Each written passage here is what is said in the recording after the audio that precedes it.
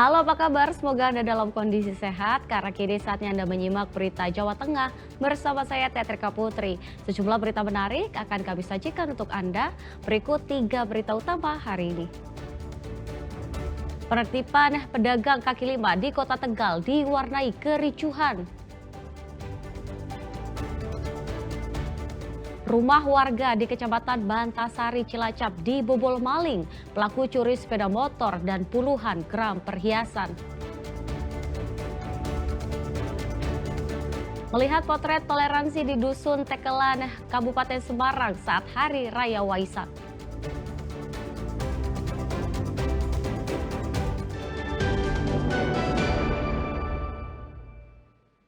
Ya, kita awali informasi pertama. Penertiban pedagang kaki lima di Kota Tegal berlangsung ricuh Minggu siang. Para pedagang berupaya mempertahankan gerobak dagangan sehingga terjadi saling dorong dengan petugas Satpol PP.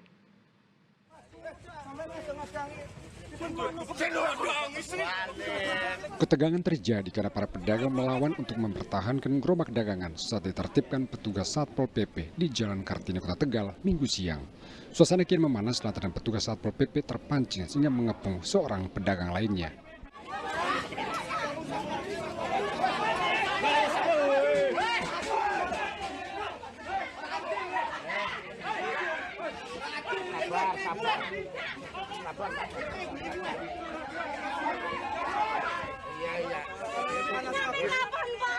Sabar.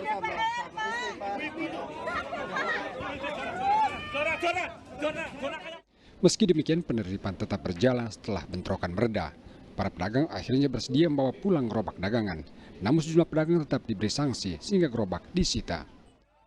Berarti di tempat yang Pujasera selalu rugi gitu ya, Mas? Selalu rugi, benar-benar mati. Karena Tempat itu memang nggak layak, sama sekali nggak layak. Samping itu tempat sampah. Iya. Di belakang juga ada makam. Tempat juga kalau hujan banjir, baunya benar-benar semerbak. Lalat hijau itu udah kayak panen lalat hijau. Benar-benar nggak bisa diharapin. Penertiban dilakukan Satpol PP Kota Tegal lantaran pedagang enggan menempati kawasan Pujasera di Jalan Melati, Kota Tegal. Pujasera disediakan untuk pedagang agar mereka bisa berjualan di tempat yang layak, tidak mengganggu arus lalu lintas. Namun pedagang enggan pindah dengan berbagai alasan, dari kondisi Pujasera yang diklaim kumuh hingga banyak pungutan liar. Ini yang pertama dasarnya adalah untuk kebijakan pemerintah Kota Tegal yang sudah merelokasi PKL Jalan Kartini menuju Pujasera di Jalan Melati. Itu yang menjadi dasar kita. Pada siang hari ini melaksanakan penertiban sebagian PKL yang berjualan di Jalan Melati. Kawasan Jalan Kartini selanjutnya akan difungsikan sebagai kawasan bebas PKL sebagai bagian dari penataan Kota Tegal. Kuncoro Wijayanto melaporkan dari Kota Tegal.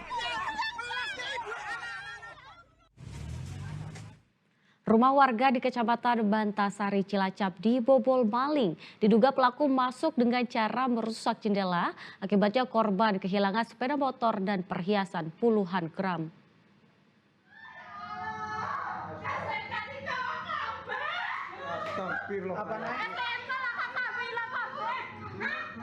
Pemilik rumah teriak histeris begitu tahu rumahnya dibobol oleh maling.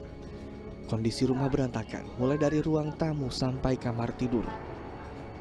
Pemilik rumah kemudian memeriksa satu persatu barang berharganya, namun beberapa di antaranya telah raib dicuri. Korban kehilangan sepeda motor, 50 gram perhiasan dan uang tunai yang tidak diketahui jumlahnya. Perhiasan sekitar 50 gram, motor, uang nggak tahu berapa, aku nggak tahu, kurang tahu. Kalau ya memang uangnya emang diambil, tapi saya kurang tahu kalau uangnya. Peristiwa pencurian ini terjadi saat pemilik rumah sedang pergi ke rumah sakit untuk menjenguk saudaranya. Sepulang dari rumah sakit, ia mendapati pintu rumah tidak terkunci.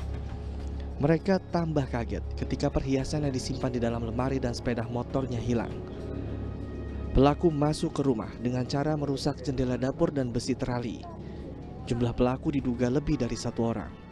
Saya kan tadinya awalnya nengokin orang sakit ke rumah sakit Sama anaknya. sama anak saya sama cucu saya. Udah gitu pulangnya saya nengokin kuda lumping di lapangan. Setelah itu aku pulang ke rumah bareng-bareng sama anak cucu saya. Saya pulang ke rumah saya, cucu saya sama anak saya pulang ke rumah sendiri. Udah gitu cucu saya kok nguber, katanya Uti motor saya hilang, pintunya udah kebuka semua. Hah? Korban telah melapor pencurian ini ke Polsek Bantarsari. Diperkirakan korban merugi hingga 75 juta rupiah. Mardianto melaporkan dari Cilacap. Informasi berikutnya, mantan calon wakil Bupati Pemalang Pilkada 2024 Muhammad Swendi mengaku ditipu anggota polisi lebih dari 1 miliar rupiah. Tindakan penipuan itu bermotif kerjasama bisnis jual beli ikan cakalang.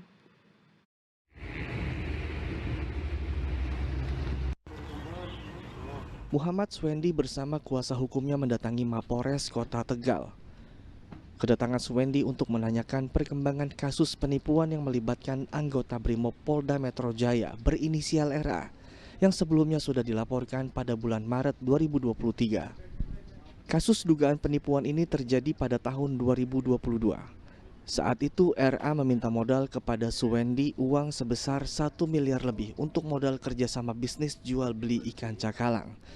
Swendi menjanjikan keuntungan 30%, namun hingga kini Swendi belum menerima uang modal maupun keuntungan yang dijanjikan oleh RA. Total yang sudah diberikan adalah 1 miliar 116 juta kepada langsung ditransfer kepada saudara AR tersebut.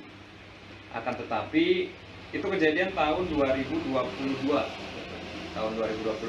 Akan tetapi sampai sekarang ternyata baik modal maupun keuntungan belum pernah diterima oleh klien saya.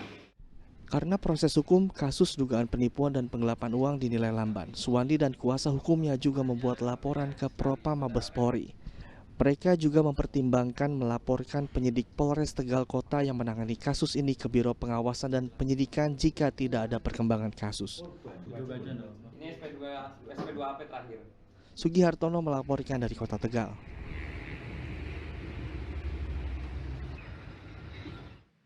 Sementara itu tawuran brutal antara dua kelompok pelajar SMK terjadi di Jalan Pati Kudus di Desa Mukti Harjo, Kabupaten Pati. Satu pelajar dilaporkan tumbang dengan kondisi luka berat akibat sabetan senjata tajam. Polisi bergerak cepat dengan meringkus 6 pelaku tawuran. Tawuran brutal antara dua pelajar SMK di Jalan Pati Kudus, Desa Mukti Harjo, Kecamatan Margorejo, Kabupaten Pati terekam kamera pengawas. Dari rekaman terlihat tawuran berlangsung brutal. Salah satu kelompok nekat menghadang rombongan pelajar lain yang sedang melaju kencang dengan motor. Akibat tawuran, satu pelajar tumbang di tengah jalan dalam kondisi luka sehingga dibawa ke Rumah Sakit Mitra Bangsa Pati. Menurut saksi, tawuran terjadi saat salat Jumat. Tawuran berlangsung begitu cepat sehingga warga sekitar ketakutan. Itu rombolannya Cak STM di warung itu sebelah itu pulau kan ngajak motor rombongan mungkin dari Tunas sempat naik motor digudak kan mas, digudak nggawa kayu pring Pakai bambu. Nggih, terus pakai campur pring sembarang ngono. Aku bahasane campur-campur lho mas, ojo dinanu lho ya. Mon mboten mbok ngamen hilang. Digudak atas mriku. Lho kok Jumatan maju tukaran lho. Mas sing do mlaku niku gudak niku mlaka.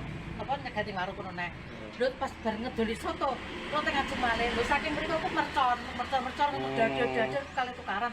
Tekan mriku tukaran kali padha-padha Pak motore Mas. Gebuk-gebukan mungkin pepet-pepetan motor ambruk dan mriki tete warung medal sedoyo. Kurang dari 7 jam, kepolisian Resor Pati mengungkap kasus tawuran pelajar ini dengan meringkus 6 pelaku. Sejumlah barang bukti berupa motor, kayu dan besi yang digunakan pelaku saat tawuran disita sebagai barang bukti. Polisi masih menyelidiki penyebab tawuran yang melibatkan SMK 2 Pati dan SMK Tunas Harapan. Lebih 7 jam kita bisa pengungkapan dan mengamankan 6 pelaku kasus tawuran antar pelajar. Jadi saya jelaskan bahwa malam ini kita sudah mengamankan 6 pelaku yang diduga tawuran antar pelajar. Dari 6 pelaku ini untuk sementara masih kita kembangkan perannya masing-masing. Sementara 1 korban luka berat masih dirawat di rumah sakit. Arif Nur melaporkan dari Pati.